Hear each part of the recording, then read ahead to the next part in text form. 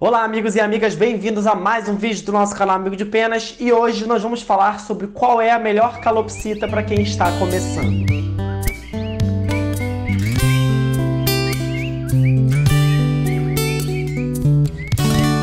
Ao contrário da Suzana Vieira, eu tenho muita paciência para quem está começando, então vamos avaliar, vamos falar um pouquinho sobre qual é a melhor calopsita para quem não tem experiência, para quem está querendo começar e entrar nesse mundo. Várias pessoas sempre me perguntam se existe uma mutação, né, ou seja, uma cor de calopsita que seja ideal para quem está começando, se todas elas têm as mesmas características, né, características de saúde, de temperamento, ou se elas são diferentes. Será que realmente existe alguma diferença entre elas? A gente vem com essa mentalidade principalmente por conta das raças de cães.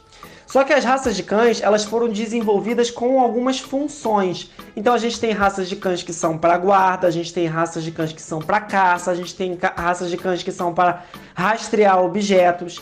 E aí, o que eles fizeram, né? No passado, quando eles começaram a criar essas raças de cães? Eles começaram a selecionar filhotes com características que eram boas para aquela função. Então, um filhote com temperamento um pouco mais territorial para fazer uma guarda, um cão com um faro muito bom para poder fazer uma caça, um cão silencioso, um cão controlado e assim vai.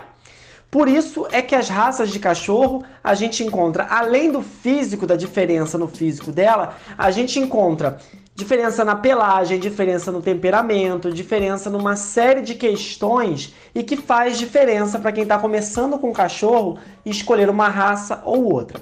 Mas no caso das calopsitas, as mutações elas são basicamente com a função de estética, assim como a maioria das aves que são criadas em cativeiro.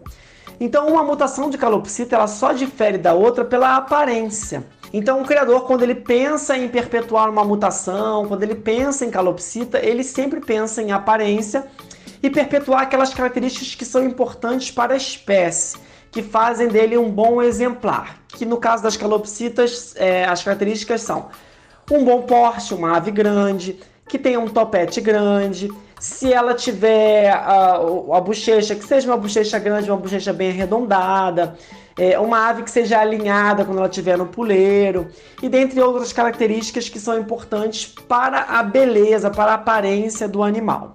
No caso das calopsitas, não foi feita uma seleção, ou não é comum fazer uma seleção de filhotes de pais que são mais dóceis.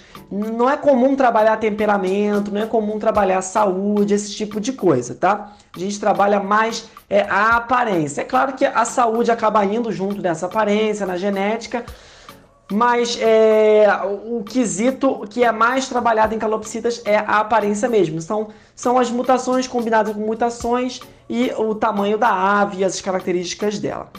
Por isso, a gente pode dizer que as mutações de calopsita, ou seja, as cores de calopsitas, não tem diferença de temperamento entre elas, não tem diferença de cuidados entre elas. Então, teoricamente, qualquer mutação é boa para quem está começando. Só que a gente não pode deixar de observar que algumas mutações têm sim algumas características que acabaram se perpetuando e que fazem delas um pouquinho diferentes. Eu vou citar o exemplo aqui do lutino, tanto o cara amarela quanto o cara branca, que ele tem, digamos, características de albinismo, né, de falta de produção de melanina. Então ele tem sim uma sensibilidade maior a algumas questões como o sol, por exemplo. É uma ave que não deve ficar muito tempo exposta ao sol, né? Eu acredito que todo animal deve pegar banho de sol, todo animal diurno deve ter banho de sol, mas é uma ave, as aves, os lutinos, eles são aves que são mais sensíveis, porque eles têm dificuldade na produção de melanina, então não devem ser aves que devem ficar expostas ao sol o tempo todo.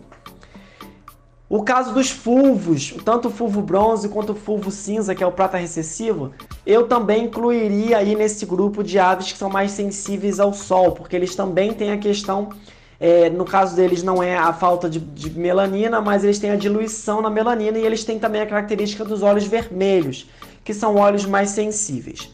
Alguns criadores defendem, e eu já comprovei aqui na criação, comprovei assim, é o que eu acredito, que os olhos vermelhos, eles são mais sensíveis que os olhos escuros, tá? Não só a luz do sol, mas eles têm mais tendência a ter conjuntivite, alguns probleminhas nos olhos.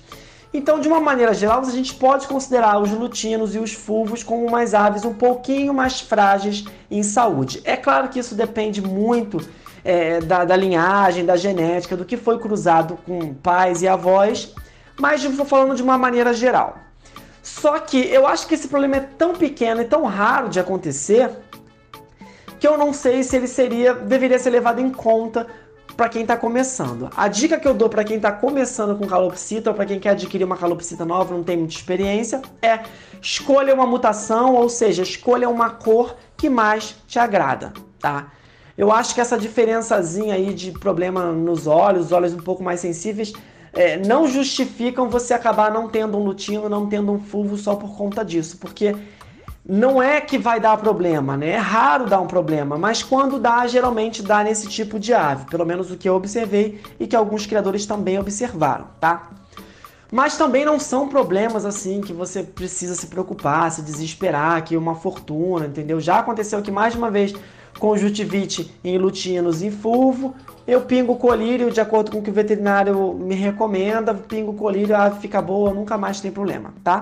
Então, eu acho que não é uma preocupação, você que está começando, escolha a ave que mais te agrada em aparência, tá? A que mais você gosta, porque o importante mesmo é você dar bons cuidados para ela, boa alimentação, um espaço bacana, brinquedos e atenção para que ela não fique estressada, tá bom? Isso é o que mais importa para quem está começando, é você aprender a dar o melhor para sua ave, independente de qual calopsita ela é, independente se ela é calopsita ou não também, porque qualquer ave, qualquer animal que você tenha em casa, a gente tem que estudar um pouquinho sobre as necessidades desse animal para a gente poder oferecer sempre o melhor para eles, tá bom? Se você está chegando agora aqui no canal, curte o vídeo, se inscreve no canal e ativa o sino das notificações, porque toda semana tem vídeo novo com dicas sobre criação, com dicas, curiosidades sobre calopsitas e outras aves. E quem já é inscrito, não esquece de curtir. Se tiver mais alguma dúvida, só escrever aqui embaixo nesse vídeo que eu respondo assim que der, tá? Tá demorando um pouquinho, mas eu vou responder todas as perguntas, tá bom?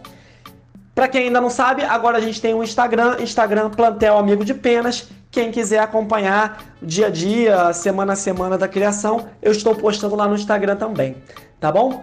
Muito obrigado mais uma vez e até a próxima.